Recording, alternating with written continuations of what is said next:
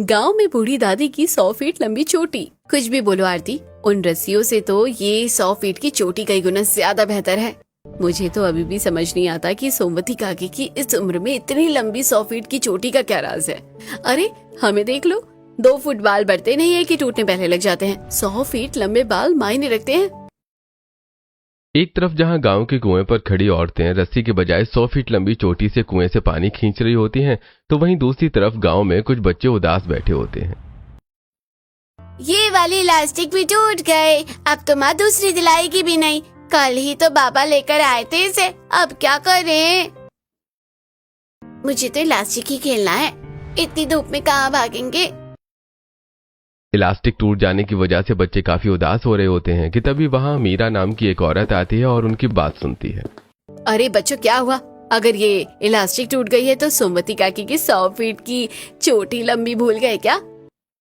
हाँ, वो तो हम भूल ही गए। उस 100 फीट लंबी चोटी से बढ़िया कोई रस्सी हो सकती है क्या? मीरा की बात सुनकर सभी लोग सीधा सोमवती के घर की तरफ जाते हैं, जहां सोमवती के कमरे की खिड़की से बाहर तक उसकी 100 फीट की लंबी चोटी आ रही थी, जिसे देखकर अब वो सभी बच्चे उस चोटी से इलास्टिक बनाकर खेलने लगते हैं। ये चोटी तो काफी बढ़िया है, अब तो हम इससे ही रोज इलास्टिक खेलेंगे। जहां गांव में मौजूद बड़ों से लेकर बच्चों तक सभी सोमवती की 100 फीट लंबी चोटी का इस्तेमाल कर रहे थे, तो वहीं सोमवती अपने कमरे में आराम से सो रही होती है। तभी सोमवती की पोता बहू पूनम, जो 6 महीने की गर्भवती होती है, वो सोमवती के लिए चाय बनाकर लाती है। देखो तो अम्मा कैसे बेफिक्र होकर सो रही है और गांव वाले इनकी 100 फीट लंबी चोटी का इस्तेमाल कर रहे हैं। इनकी चोटी ना हो गई, पता नहीं कौन सा अकबर का खोया हुआ खजाना हो गया है। अब चाय का कप लेकर पूनम सोमवती के करीब आ ही रही होती है कि तभी अचानक एकदम से पूनम का पैर सोमवती की चोटी पर आता है और वो गिरते गिरते बचती है। लेकिन चाय का कप जमीन पर गिर जाने की वजह से सोमवती की एकदम से आंख खुलती है और वो ये सब देखकर, अरे पूनम बहू, तू क्या कर रही है और ये चाय का कप कैसे गिरा? मैं आपको चाय देने के लिए आ रही थी कि तभी आपकी 100 फीट लंबी चोटी में मेरा पैर उलझ गया, जिससे चाय का कप नीचे गिर गया। चाय का कप टूटे तो टूटे, लेकिन तू जरा अपनी हालत तो देख। ऐसे समय पर फूक फूक कर कदम रखते हैं। भगवान का शुक्र है कि तू बच गई, अगर गिर जाती तो कुछ आज आ जाती तो। उनकी 100 फीट की लंबी चोटी की वजह से ही मेरा संतुलन बिगड़ा था। खुद की चोटी संभलती नहीं है और आई बड़ी मुझे ज्ञान देने वाली। अब तक की कहानी से आप लोग समझ गए होंगे कि कैसे गांव में रहने वाली 60 बरस की सोमवती के बाल इस उम्र तक भी काफी काले, घने और 2-4 फीट नहीं बल्कि 100 फुट जितने लंबे थे, जिसकी चोटी का इस्तेमाल गांव के कई सारे लोग अपने कामों में किया करते थे। आखिरकार इस उम्र में भी 100 फीट लंबी चोटी का क्या राज था? जो हमें दिख रहा है वही चीज थी या कुछ ऐसा था जो हमारी नजरों से अब तक छुपा हुआ था? आइए इसे ही जानने के लिए कहानी में आगे बढ़ते हैं। देखना माँ जी, किस तरह बाल झड़े हैं मेरे। 2 बार सर में कंघी मारती नहीं कि हाथों में बाल के गुच्छे आ जाते हैं। मेरे बाल तो जगह जगह से सफेद हो गए हैं और ऊपर से इतने कम हो गए हैं, मुझे तो लग रहा है कि मैं आने वाले कुछ महीनों में टकली होने वाली हूँ। कुछ भी बोलो माँ जी, लेकिन बाल तो अम्मा के हैं। पता नहीं ऐसा कौन सा तेल लगाती है। एक दिन तो मैंने उनका तेल चुरा लिया था और महीने भर तक लगाया, लेकिन कोई ऐसा नहीं हुआ। दोनों सास बहू हाथों में अपने बालों के गुच्छे को लिए आंगन में बैठी परेशान हो रही होती हैं कि तभी सोमवती अपनी 100 फीट लंबी चोटी को संभालते हुए आंगन में आती हैं। सच में एक अकेले इंसान का 100 फीट की चोटी को संभालना बहुत मुश्किल है। जवानी में तो मैं अपने बाल आराम से संभाल लेती थी, लेकिन अब बुढ़ापे में इतनी ताकत नहीं रही है। तो काट लो ना बाल, किसने कहा है 100 फीट लंबी चोटी लेकर पूरे गांव में डोलने के लिए? अब तो आपकी अच्छी खासी उम्र हो गई है, तो क्यों ये 100 फीट की लंबी चोटी का बोझ लेकर घूमती रहती हो? मेरी मानो तो आप कमर तक बाल कटवा लो। मुझे तो अपने बालों से प्यार है, परेशानी ही सही, लेकिन मैं अपनी इस 100 फीट लंबी चोटी के साथ बहुत खुश हूँ। और खुश होगी भी क्यों नहीं, गांव के बुड्ढों पर लाइन जमानी होती है। इनकी वजह से गांव के सारे बुड्ढे हमारे घर के बाहर ही आकर बैठ जाते हैं। इस उम्र में भी सोमवती की 100 फीट लंबी चोटी होने की वजह से उसकी खुद की बहू और पोता बहू भी जलती थी। सोमवती पेशे से एक वैद्य भी थी, जो गांव के कई सारे लोगों का मुफ्त में इलाज करती थी। आज सोमवती अपने लोगों के इलाज करने वाले कमरे में बैठी होती हैं कि तभी वहां संतोषी नाम की औरत अपने 7 साल के बेटे को लेकर आती है। अरे अम्मा देखो ना, पता नहीं मेरे बेटे के कंधे में क्या हो गया है। 2 दिन से बड़ा दर्द कह रहा है। गांव वाले कह रहे हैं कि शहर जाकर हड्डी दिखानी होगी। एक बार अगर आप देख लेती तो। अरे खेलता कूदता बच्चा है, खेलते खेलते गिर क्या होगा कहीं। एक काम करो, तुम बाहर जाकर बैठो, मैं तुम्हारे बेटे को देखती हूँ।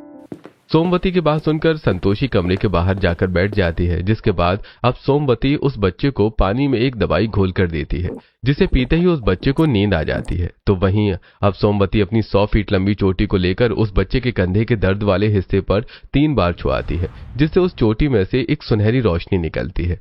और अब जब वो बच्चा थोड़ी देर बाद उठता है तो अरे वाह दादी, मेरे कंधे में तो बिल्कुल भी दर्द नहीं हो रहा है। देखो तो मैं अपना कंधा आगे पीछे कर रहा हूँ। देखा, कहा था ना मैंने कि सही कर दूंगी। चलो अब अपनी माँ के पास जाओ।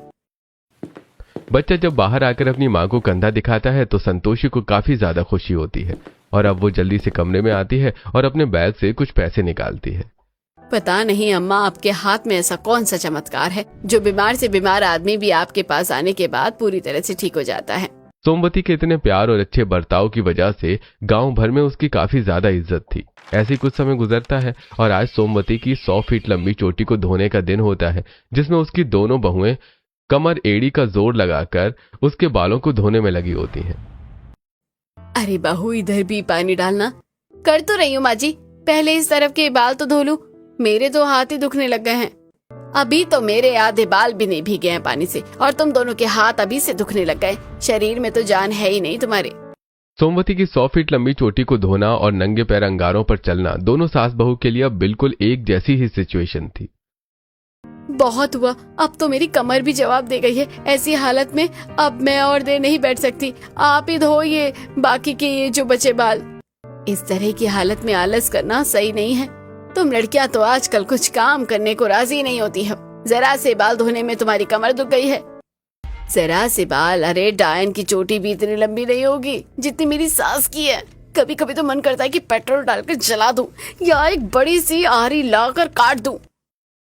सोमवती की 100 फीट लंबी चोटी धोने की जिम्मेदारी थी, जिससे वो हर हफ्ते जूझा करती थी। हर बार की तरह इस बार भी दोनों सास बहू उस बुढ़िया के लंबे बालों को धोकर काफी थक जाती हैं और आज बिना खाना बनाए ही आराम करने लगती हैं। तो वहीं शाम में जब उन दोनों के पति काम से घर लौटते हैं, आप लोगों ने खाना नहीं बनाया? आज हमें बड़ी जोरों की भूख लग रही है। भूख लग रही है तो बाहर से ले आओ या खुद बनाकर खा लो। क्या इतना भी नहीं सिखाया तुम्हारी माँ ने तुम्हें? अरे भाई, क्या हो गया? क्यों इतना भड़की पड़ी हो? कुछ कहा क्या किसी ने? कुछ कहा? अरे तुम्हारी माँ की 100 फीट लंबी चोटी धोते धोते एक दिन हम दोनों सास बहू की अर्थी निकल जाएगी। लोग बड़े बड़े जहाज में सफर तय करते हुए चांद पर जाते हैं और तुम्हारी माँ की चोटी तो ऐसे ही चांद पर चली जाएगी। अब दादी के लंबे बाल हैं तो उस पर क्या कर सकते हैं? किसी किसी औरत को ही मिलती है ये खूबी। अब इसमें एक दूसरे से जलना कैसा? अरे इधर जवानी में मेरे गुच्छे करके बाल निकल रहे हैं और उधर तुम्हारी दादी का कब्र में एक पैर लटका हुआ है, लेकिन मजाल है कि उनके सर से एक बाल निकल जाए और ऊपर से ही हमें हमेशा उनके बाल धोने पड़ते हैं। मुझे तो समझ नहीं आता कि इस घर में मैं बहू बनने के लिए आई थी या आपकी दादी की 100 फीट लंबी चोटी धोने के लिए। इतना कहकर दोनों ही सास बहू मुंह फुलाकर वहां से चली जाती हैं। ऐसे कुछ दिन गुजर जाते हैं। पूनम आज गांव के बाजार में कुछ सामान लेने के लिए गई होती है कि तभी उसे वहां उसकी बचपन की सहेली अर्पिता मिलती है। अरे अर्पिता, तू यहाँ? बस यहाँ पास वाले गांव में आना हुआ तो सोचा आकर तुझसे मिल लूं। वैसे तुम्हारी दादी सास कैसी है? क्यों, तू क्यों उनके बारे में पूछ रही है? कहीं तुझे भी मेरी दादी सास से इलाज नहीं करवाना? पगली, मैंने उनकी 100 फीट लंबी चोटी के बारे में बड़ी कहानियां सुनी है। अरे हमारे गांव में कई लोग जानते हैं उन्हें। बस एक बार उन्हें देखना था और पूछना था कि वो अपने बालों में ऐसा क्या लगाती है। तू तो जानती है कि मुझे शुरू से ही लंबे बालों का कितना शौक रहा है। सहेली से मिलने के बावजूद भी पूनम जब अर्पिता के मुंह से अपनी दादी सास की 100 फीट लंबी चोटी के बारे में गुणगान सुनती है तो उसका मुंह बनने में देरी नहीं लगती। ऐसे कुछ दिन गुजर जाते हैं। संगीता अपनी सास के कमरे की सफाई कर रही होती है कि तभी उसे एक तेल की शीशी मिलती है, जिसे देखकर अरे ये किस चीज का तेल है? कहीं बाल लंबे करने वाला तेल तो नहीं है? तभी तो ये यहाँ कमरे में रखा हुआ है। अगर मरीजों के इलाज करने वाला तेल होता तो वो इनके वैद्य वाले कमरे में होता, ना कि यहाँ। आखिरकार मुझे उनके लंबे बालों का राज पता ही चल गया है। संगीता काफी ज्यादा खुश होती है और अब जल्दी से उस तेल की बोतल को बाहर लेकर आती है जहां उसकी बहू चूल्हे पर खाना बना रही होती है। तो वहीं राजीव और सुरेश खाट पर बैठे होते हैं। क्या बात है माँ, आज तो दादी के कमरे से बड़ी खुशी खुशी निकली हो, और ये हाथ में बोतल किस चीज की है? ये लंबे बाल करने वाला तेल है, यही तो लगाती है माँ जी, तभी तो उनकी इतनी लंबी चोटी है। अब से मैं भी यही लगाऊंगी। अरे आराम से, कहीं पता चला बाल आने की बजाय ये जो तुम्हारे सिर पर गिने चुने बाल बचे हैं ना, वो भी उड़ जाए। आप चुप रहो जी, अपना टकला देखा है, गिनती के 2 बाल बचे हैं। अगर चाहते तो कि बाल टिके रहे तो ज्यादा मत बोलो, उन्हें भी खींच कर निकाल दूंगी। और बहू मैं तो कह रही हूँ तू भी लगा ले, तेरे भी बाल बढ़िया हो जाएंगे। नहीं माँ जी रहने दीजिए, पिछली बार तो मैंने तेल लगाया था, उससे कोई फायदा नहीं हुआ। आप ही लगाइए तेल, अगर फायदा हुआ तो मैं बाद में देख लूंगी। संगीता अब खुद ही इस तेल का इस्तेमाल अपने बालों में करने लगती है, और हफ्ते भर बाद संगीता देखती है कि उसके बाल लंबे मजबूत होने के बजाय पहले से भी ज्यादा कमजोर हो गए हैं, और अब तो और भी आसानी से संगीता के बाल झड़ने लगते हैं। हे भगवान, ये क्या हो गया? जो बच्चे को जो बाल थे अब वो भी झड़ने लग गए हैं। अब तो मेरा टकला होना पक्का है। क्यों मैंने माँ जी का वो बाल बढ़ाने वाला तेल लगाया? क्या कहा? बाल बढ़ाने वाला तेल? ये तुझे कहाँ से मिला?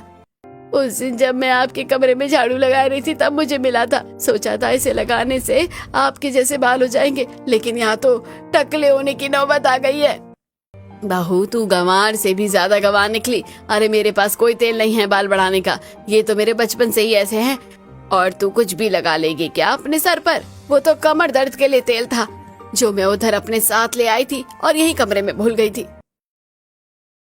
अरे ये क्या सोचा था और क्या हो गया, इसीलिए कहते हैं कि लालच बुरी बला है। अच्छा हुआ कि मैंने इस तेल को अपने बालों में नहीं लगाया, वरना माची वाला हाल मेरा भी होता। चलो कोई नहीं बहू, गलती तो इंसानों से ही होती है। मैं तुझे 1-2 दवाइयाँ दूंगी, उसे पानी में घोलकर पी लेना। ये जो बाल झड़े हैं ना वो काफी कम हो जाएंगे। सोमवती की बात सुनकर संगीता का मुंह बन जाता है, और वैसे ही कुछ दिन गुजर जाते हैं। सोमवती के घर से थोड़ी ही दूरी पर रहने वाली कलावती आंगन में बैठकर पुराने तरीके से रस्सी का इस्तेमाल करते हुए माखन बना रही थी कि तभी अचानक कलावती की रस्सी टूट जाती है, जिसे देखकर ये क्या, ये रस्सी कैसे टूट गई? अब मैं क्या करूं? चुन्नी या साड़ी का इस्तेमाल करूंगी तो उससे कोई बात नहीं बनेगी, और इसे ऐसे छोड़ भी नहीं सकती। गर्मी इतनी है कि कहीं खराब ना हो जाए। कलावती अपने अधूरे बने माखन को देखकर दुखी हो ही रही होती है कि तभी वहां पास से सोमवती गुजरती है, और जैसी सोमवती की नजर कलावती पर जाती है तो वो उसके पास आती है। अरे क्या हुआ कलावती, क्यों परेशान हो रही है? क्या बताऊं सोमवती, मैं तो यहाँ मक्खन निकाल रही थी, लेकिन देखिए ना रस्सी टूट गई। अब मैं कैसे निकालूं? अरे तो इसमें परेशान होने वाली क्या बात है? मेरी 100 फीट की चोटी कब काम आएगी? सोमवती अब अपनी 100 फीट लंबी चोटी में से थोड़ा सा हिस्सा कलावती को देती है, जिसका इस्तेमाल करते हुए अब कलावती जल्दी जल्दी माखन बनाती है। कितनी आसानी से तुम्हारा मक्खन बन गया। अब थोड़ा सा मक्खन कटोरी में डालकर हमारे घर भी भिजवा देना। हाँ हाँ क्यों नहीं, वैसे भी इतने अच्छे इंसान के लिए कोई भी मना नहीं कर सकता। क्या एक नहीं, मैं तो 2-2 कटोरी भिजवाऊंगी। जहां सोमवती के घर में उसकी खुद की दोनों बहुएं उसकी 100 फीट लंबी चोटी होने की वजह से उससे जलती थीं, तो वहीं पूरा गांव सोमवती से काफी ज्यादा प्यार करता था। ऐसे ही समय गुजरता रहता है। आज कुछ ज्यादा ही गर्मी होती है, जिसके चलते सभी लोग बाहर आंगन में सो रहे होते हैं कि तभी नींद में सोमवती, अरे यार इस लंबी चोटी की वजह से ठीक से सो भी नहीं पाती हूँ, कहाँ फेंकूं इसे? सोमवती नींद में अपनी 100 फीट लंबी चोटी से परेशान होकर उसे अपने बगल में सो रही पूनम के ऊपर फेंक देती है, जो सीधा पूनम के मुंह पर जा गिरती है, और एकदम से पूनम की सांस फूलने लगती है। ये बुढ़िया तो मुझे एक दिन मार ही देगी। बस अब बहुत ही हुआ इसकी चोटी का। या तो इस घर में इसकी 100 फीट लंबी चोटी रहेगी, या तो फिर मैं। अगली सुबह होते ही पूनम अब अपना सारा सामान पैक करने लगती है, जिसे देखकर राजीव, अरे तुम ये सामान क्यों पैक कर रही हो? कहीं जाना है क्या? मैं अपने मायके जा रही हूँ और वहीं रहूंगी। क्या कहा? मायके? लेकिन क्यों? तुम्हारी दादी की 100 फीट लंबी चोटी से मैं परेशान हो चुकी हूँ, इसलिए अब मैंने फैसला कर लिया है, या तो इस घर में उनकी 100 फीट लंबी चोटी रहेगी या तो मैं। और वो तो अपनी चोटी पर आंच भी नहीं आने देंगी, तो इसलिए मैं अपने मायके चली जाती हूँ। पूनम थोड़ी सी शर्म करो, तुम्हारी दादी सास के इतने अच्छे बाल हैं तो तुम उनसे इतना जल रही हो, ये सब तुम्हें शोभा नहीं देता। हाँ हाँ तुम्हें क्या पता, तुम तो ऐसा बोलोगे ही। और क्या कहा तुमने कि मैं उनके बालों से जलती हूँ? हाँ जलती हूँ, क्योंकि हर कोई मेरे बालों की उनसे तुलना करने लगता है। अरे होगी उनकी 100 फीट लंबी चोटी, मेरी नहीं है, लेकिन क्या फायदा, मेहनत तो हमें ही सबसे ज्यादा करनी पड़ती है ना।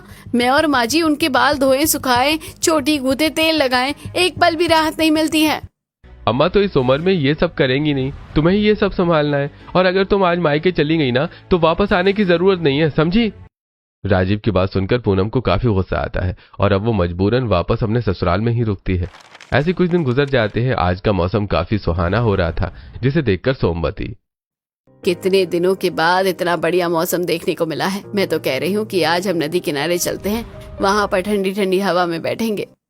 अरे मैंने सुना है कि शहर से गांव में कुछ लोग घूमने के लिए आए हैं और वो सब भी यहीं हैं। आप लोग चले जाइए। घर का सारा काम निपटाकर पूनम और संगीता भी अब तैयार हो जाती हैं और दोनों सास बहू अपनी दादी सास के साथ नदी किनारे जाती हैं, जहां पर काफी सारे शहर से आए हुए टूरिस्ट होते हैं, जिनमें से कुछ टूरिस्ट की नजर सोमवती की लंबी चोटी पर जाती है, जिसे देखकर, उस बूढ़ी औरत के पास तो देखो कितने लंबे बाल हैं। लग रहा है कि सिर पर बाल नहीं है बल्कि कोई एनाकोंडा हो। कितनी लंबी चोटी है उसकी, 50-100 फीट की तो आराम से ही होगी ना। इससे पहले वो टूरिस्ट सोमवती के पास आते कि तभी नदी से थोड़ी दूरी पर बनी खाई पर एक पंकज नाम का टूरिस्ट खड़ा होता है। फोटो लेने के चक्कर में पंकज और नजदीक चला जाता है और वो बैलेंस बिगड़ने की वजह से वहां से गिर जाता है, लेकिन पंकज एक पत्थर को पकड़कर उसके सहारे लटका होता है। अरे कोई बचाओ मुझे, बचाओ, मैं नीचे गिर जाऊंगा, अरे मेरा हाथ फिसल रहा है, कोई बचाओ मुझे।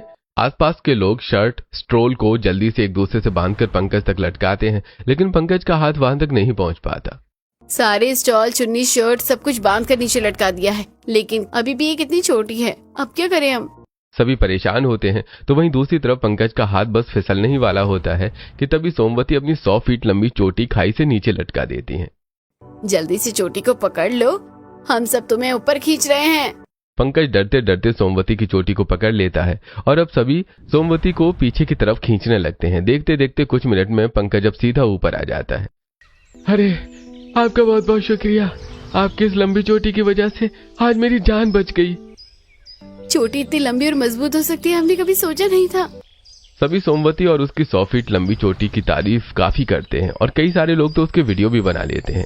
इस इंसिडेंट को मुश्किल से हफ्ता भर ही हुआ था कि तभी शहर से कई लोग सोमवती की उस 100 फीट लंबी चोटी का राज पूछने के लिए आते हैं।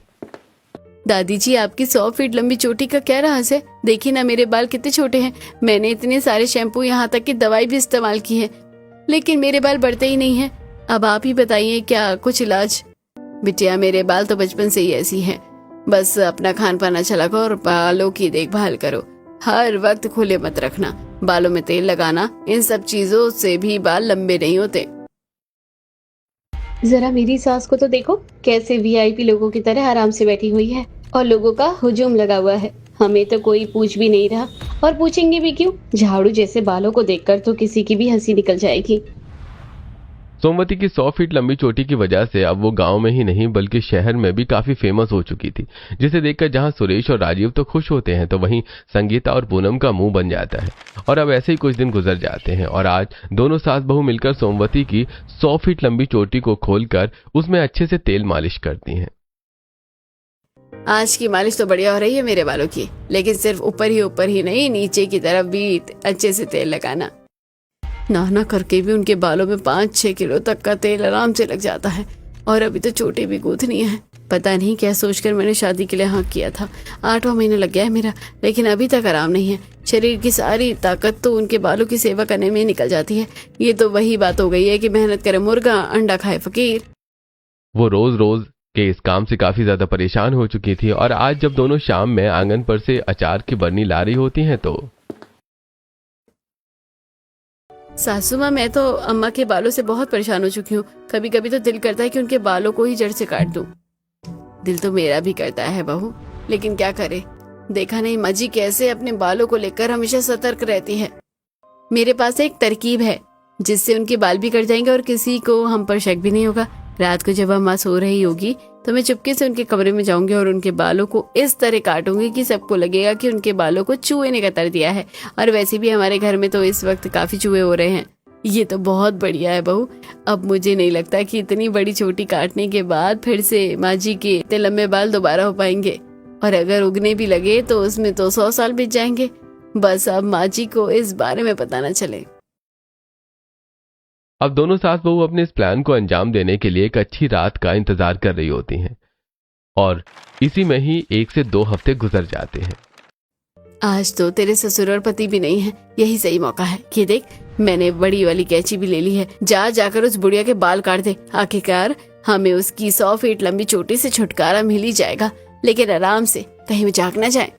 सासू माँ, आप चिंता मत कीजिए, मुझे पता है कि अम्मा की नींद कब गहरी होती है। अभी तो वो खराटे मार के सो रही होगी।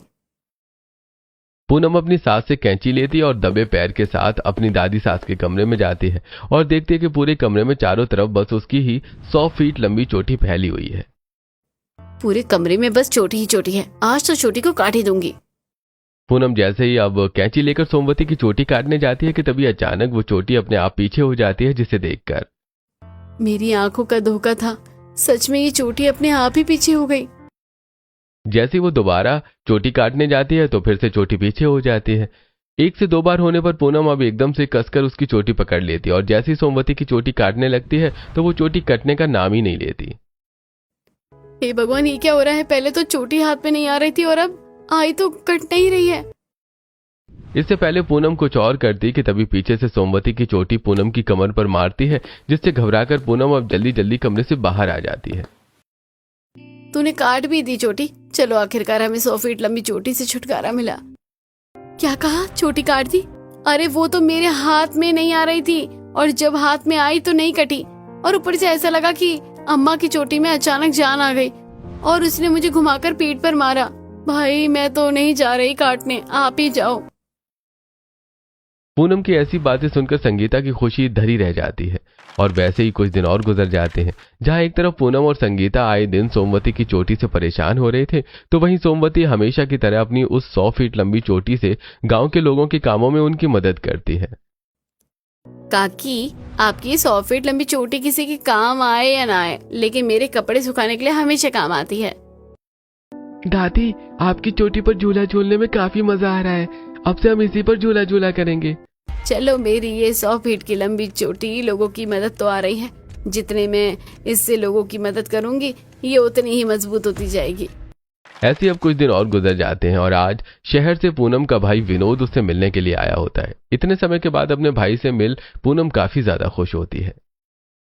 जब से तू शहर गया है तब से तेरा तो अपनी बहन के ससुराल आना ही बंद हो गया है। तेरी जीजा भी कितना याद करते हैं। अभी थोड़े देर में काम से आने वाले हैं, वही तेरी क्लास लेंगे।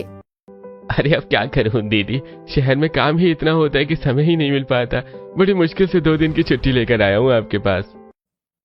तू जाकर नहा ले, मैं तेरा बैग उठाकर कमरे में रख देती हूँ। अरे नहीं दीदी, आप रहने दो। इसके अंदर कुछ केमिकल्स हैं, इधर उधर गिर गए ना तो दिक्कत हो जाएगी। कौन से केमिकल है इसके अंदर ऐसे? अरे दीदी, मेरी फैक्ट्री में इस्तेमाल होने वाले केमिकल हैं। वैसे तो ये इतने खतरनाक है नहीं, पर जिस भी चीज पर एक बार गिर जाते हैं ना तो उसे जला देते हैं। अब विनोद अपना बैग खुद ही कमरे में ले जाकर रख देता है, तो वहीं विनोद के कमरे में ना होने का फायदा उठाकर पूनम उसके बैग से एक छोटी सी केमिकल की बोतल चुराकर अपने कमरे में ले जाती है। अब ऐसे ही कुछ दिन बाद अब आएगा असली मजा। कल बुधवार है और अम्मा के बाल धोने हैं। इसी केमिकल से उनके बालों को हमेशा हमेशा के लिए धोकर साफ कर दूंगी। पूनम उस केमिकल के बारे में अपनी सास को भी बता देती है, जिससे संगीता भी काफी खुश होती है। और अगले दिन जब सोमवती बाल धुलवाने के लिए आंगन में आती है तो देखती है कि उसकी दोनों बहुओं ने हाथों में मोटे प्लास्टिक वाले दस्ताने पहने हैं, जिसे देखकर अरे तुम दोनों ने दस्ताने किस खुशी में पहन लिए हैं? अरे माँ जी, पूनम का भाई आया था ना शहर से, तो वो एक बढ़िया शैम्पू लेकर आया बालों के लिए। आज हम इस शैम्पू थोड़ा रंग छोड़ता है ना, तो इसलिए हमने ये दस्ताने पहने हैं। वैसे तो मुझे रीठा और शिकाकाई के अलावा और कुछ लगाना पसंद नहीं है, लेकिन अगर तुम दोनों कह ही रहे हो तो लगा दो शैम्पू। सोमवती अब पटरे पर आराम से बैठ जाती है, तो वहीं संगीता सोमवती के बालों को गीला करने लगती है। और जैसे ही पूनम उस केमिकल को अपनी दादी सास के बालों में लगाती है तो उनके बालों को तिनके भर जितनी भी ठेस नहीं पहुंचती, जिसे देखकर भैया ने तो कहा था कि इस केमिकल के पड़ते ही कोई भी चीज जल जाती है, लेकिन अम्मा के बाल तो बिल्कुल भी नहीं जले। केमिकल से बाल जलने की बजाय सोमवती के बाल और भी ज्यादा काफी चमकदार हो जाते हैं। चलो, कुछ तो काम आई तुम दोनों की मेहनत। मेरे बाल तो पहले से भी ज्यादा चमक गए हैं। सोमवती की बातें सुनकर फिर से दोनों सास बहू का मुंह बनता है और जब वो दोनों कमरे में अकेली बैठी होती हैं तो लगता है उन्होंने अपने बालों को अमृत से धोया था, तभी तो उनके बाल ना कटते हैं ना जलते हैं। सासू माँ, मुझे तो कुछ और ही बात लग रही है, वरना आम इंसान के बाल यूं ही हल्के से खींचने पर टूट जाते हैं। कोई बात तो है। सोमवती की 100 फीट लंबी चोटी को लेकर अब दोनों सास बहू के दिल में आशंका पैदा होने लगी थी। वहीं आज फिर से कुछ लोग जब सोमवती से अपना इलाज करवाने आते हैं तो आप उनके पति है ना? आप यहाँ बाहर रुके, मैं उन्हें अंदर लेकर आती हूँ। सोमवती उस औरत को अपने साथ कमरे में ले जाती है, जिसे देखकर अब पूनम और संगीता उस कमरे की खिड़की के पास जाकर अंदर झांकने की कोशिश करती हैं। लेकिन ऊंचाई ज्यादा और हाइट कम होने की वजह से अब संगीता और पूनम ठीक से अंदर का देख नहीं पा रही थी कि तभी पूनम संगीता की पीठ पर चढ़ जाती है और अंदर का नजारा देखकर, ये क्या अम्मा, मैं तो इस औरत को कुछ दवाई मिलाकर पानी में पिला दिया और ये सो गई। उस औरत के सोते ही सोमवती अब उसके ऊपर फिर से अपनी चोटी घुमाने लगती है, जिससे वो औरत बिल्कुल ठीक हो जाती है और चोटी से निकलती सुनहरी रोशनी पूनम देख लेती है। ये देखकर पूनम अब जल्दी से नीचे उतरती है और अपनी सास को लेकर नदी किनारे चली जाती है। सासू माँ, मैं कहती थी ना कि उनकी चोटी मामूली नहीं है, उसमें से कुछ सुनहरी चीज निकली थी। लगता है अम्मा जी की वो चोटी किसी डायन की चोटी है, हमें उसे खत्म करना होगा, लेकिन कैसे? सासू माँ, कल पूर्णिमा की रात है, तो क्यों ना कल ही हम इस काम को अंजाम दें। मैंने देखा था अम्मा के पास एक दवाई है जिसे जब वो किसी को भी पिलाती है तो वो थोड़ी देर के लिए बेहोश हो जाता है। वही दवाई हम अम्मा जी को पिला देंगे और फिर उसके बाद उनके बालों का काम तमाम कर देंगे। अगली रात होते ही पूनम अब उस दवाई को सोमवती को दूध में मिलाकर दे देती है, जिसे पीते ही सोमवती थोड़ी देर के लिए बेहोश हो जाती है। और अब पूनम और संगीता एक चाकू की मदद से सोमवती के बालों को काटने लगती हैं कि तभी वहां सुरेश और राजीव आ जाते हैं और ये सब देखकर, अरे तुम लोग ये क्या कर रही हो? माँ के बालों से इतनी जलने लगी कि तुम अब उसे काट रही हो। कोई साधारण बाल नहीं है, जादुई बाल है, वो भी डायन के। अभी बस देखते जाओ। और पूनम बड़ी मुश्किल से सोमवती के बालों को काट पाती है और जैसे ही सोमवती की 100 फीट की चोटी कटकर नीचे गिरती है कि तभी उसमें से तेज चमकदार रोशनी निकलती है और फौरन सोमवती की आंख खुल जाती है। और जब सोमवती ये सब देखती है तो, हे भगवान, कि तुम लोगों ने ये क्या कर दिया? मेरी 100 फीट लंबी चोटी तुमने काट दी, क्योंकि ये डायन की चोटी है। हमने खुद देखा था, इस डायन की चोटी से ही आप लोगों का इलाज करती हैं। डायन की चोटी नहीं, बल्कि मुझे किसी ने वरदान में दी थी चोटी। मैं ऐसे जितने लोगों की मदद करती है उतनी ही लंबी होती जाती, और आज तुम लोगों की वजह से ये चोटी मुझसे छिन गई। वरदान में? दादी, हमें कुछ समझ में नहीं आया। आपके तो बाल बचपन से ही इतने लंबे थे ना? दरअसल सोमवती एक ऐसी बीमारी के साथ पैदा हुई थी जिसके चलते उसके शरीर पर गिन चुनकर 3 से 4 बाल ही थे। बचपन से लेकर जवानी तक आज तक सोमवती के बाल नहीं बढ़े थे, जिसके चलते उसका कहीं रिश्ता भी नहीं लग पा रहा था। और अब सालों से परेशान हुई सोमवती अपने आप को खत्म करने के लिए गहरे पानी के झरने के पास आती है। पता नहीं मैंने ऐसे कौन से पाप किए थे जिसकी सजा मुझे इस तरह से मिल रही है। भगवान, अब मुझे अपने माँ बाप पर बोझ नहीं बनना। मैं आ रही हूँ तेरे पास। सोमवती जैसी उस झरने में कूदने जा रही होती है कि तभी अचानक उसे हल्की हल्की किसी बिल्ली की दर्द में कराहने की आवाज आती है। सोमवती जब इधर उधर देखती है तो उसे एक छोटी सी बिल्ली का बच्चा मिलता है, जिसके पैर से काफी खून निकल रहा होता है। इस बिल्ली के बच्चे का पैर तो काफी घायल है, अब मैं क्या करूं? सोमवती उस बच्चे के पैर को पानी से धोकर उस पर अपनी चुन्नी का टुकड़ा फाड़कर बांध देती है और देखते ही देखते अचानक वो छोटी सी बिल्ली का बच्चा एक परी के रूप में बदल जाता है। मैं एक जादुई परी हूँ। जानवर का रूप लेकर मैं झरने के पास घूम रही थी, लेकिन चोट लगने की वजह से मैं अपने असली रूप में नहीं आ पा रही थी। इसलिए इस रहमदिली की वजह से मैं अपनी असली रूप में आ गई। बताओ, मैं तुम्हारी क्या मदद कर सकती हूँ? अगर कर सकती हो तो क्या तुम मेरे सर पर बाल ला सकती हो? मुझे इसके अलावा और कुछ नहीं चाहिए। सोमवती की बात सुनकर परी अपनी जादुई छड़ी घुमाती है और एकदम से सोमवती के पूरे 5 फीट जितने लंबे बाल हो जाते हैं। ये जादुई बाल है, हमेशा याद रखना। तुम जब इससे लोगों की मदद करोगी तो ये उतने ही लंबे होते जाएंगे, लेकिन अगर जिस दिन भी तुमने अपने बाल काटे तो तुम अपनी शक्ति खो बैठोगी। सोमवती बिना किसी लालच के हमेशा से अपनी उस लंबी चोटी से लोगों की मदद करती आई थी और अब बुढ़ापे में आते आते अपनी मदद की वजह से सोमवती की 100 फीट लंबी चोटी हो गई थी। और अब जब ये सारी बात घर वालों को पता चलती है तो, माँ, हमें माफ कर दीजिए, हमें इस बारे में कुछ नहीं पता था, हमसे बहुत बड़ी भूल हो गई है। अगर मैं माफ भी कर दूंगी तो मेरी चोटी वापस उड़ना आ जाएगी। सोमवती अब इससे घर में बात करना बंद कर देती है। तो वहीं अब जब गांव वाले सोमवती को कटे बालों में देखते हैं तो, अरे काकी, आपने अपने बाल क्यों काट लिए? इतने अच्छे तो बाल थे आपके। सोमवती चाहकर भी किसी को कुछ नहीं बता पा रही थी। तो वहीं संगीता और पूनम को भी अपनी गलती का काफी एहसास होता है। इसी तरह कुछ दिन और गुजरते हैं और आज पूनम की डिलीवरी का दिन आ जाता है। पूनम एक प्यारी सी बेटी को जन्म देती है और अब जब वो उस बेटी को देखते हैं तो उनके होश उड़ जाते हैं। जन्म से ही पूनम की बेटी के सिर पर पूरे 2 फीट लंबे जितने बाल थे जो हल्के हल्के चमक रहे थे, जिसे देखकर सोमवती, ये क्या, मेरे परपोती के भी बिल्कुल मेरे जैसे ही बाल हैं? इसका मतलब जो वरदान मुझे मिला है अब वो मेरी परपोती के बालों में आ गया है।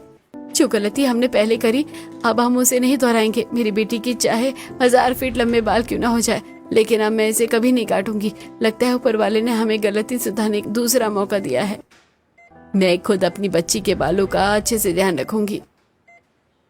बढ़ती उम्र के साथ साथ बिल्कुल अपनी परदादी की तरह ही पूनम की बेटी के बाल भी बढ़ते जा रहे थे और अब वो भी अपनी दादी की ही तरह अपने उन जादुई बालों से लोगों की मदद करती है।